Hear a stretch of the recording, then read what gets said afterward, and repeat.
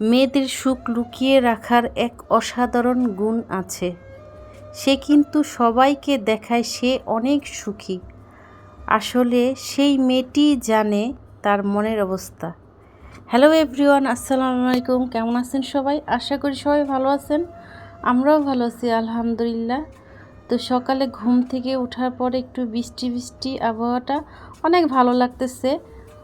মানে মন চাইতেছে যে একটু রিসফুড খাবার খাই, বলতে হয় বিরিয়ানি বা খিচুড়ি এ ধরনের খাবার।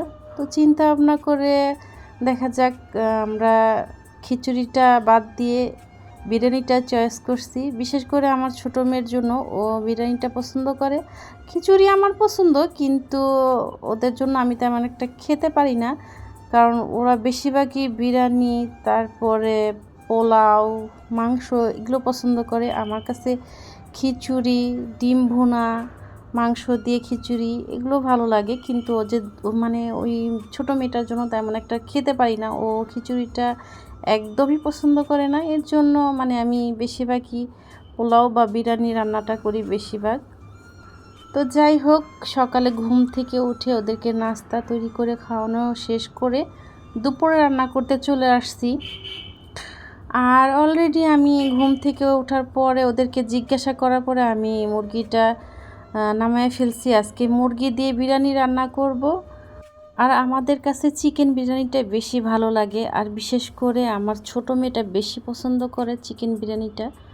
গরু মাংস দিয়ে রান্না করলে ও কী করে, মানে মাংসটা চিবিয়ে চিবিয়ে ফেলে দেয়, মাংসটা খেতে পারে না। এমনিতেই গরুর মাংস রান্না করলে এই সেম একই কাজ করে, ও বেশি মানে চিকেনটাই পছন্দ করে।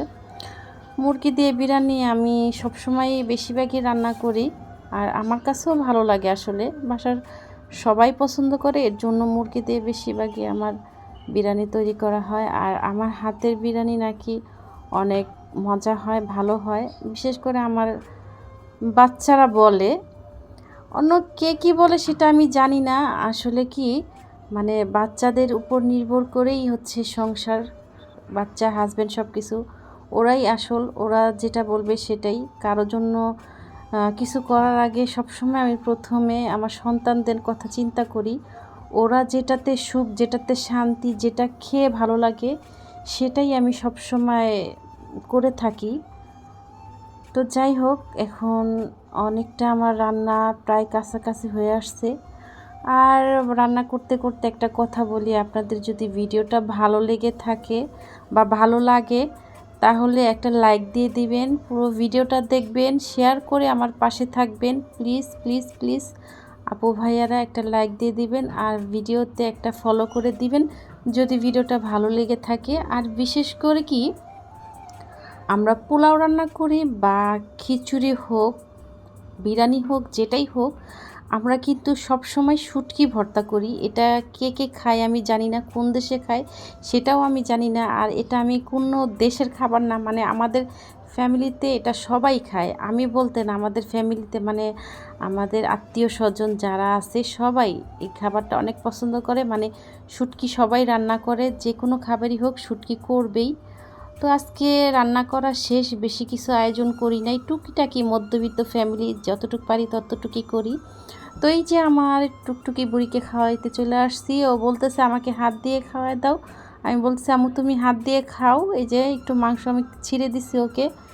তো এখনও ও হাত দিয়ে খেতে পারে না, খেতে চায় না, মানে সবসময় আমাকে খাওয়াই দিতে হয়।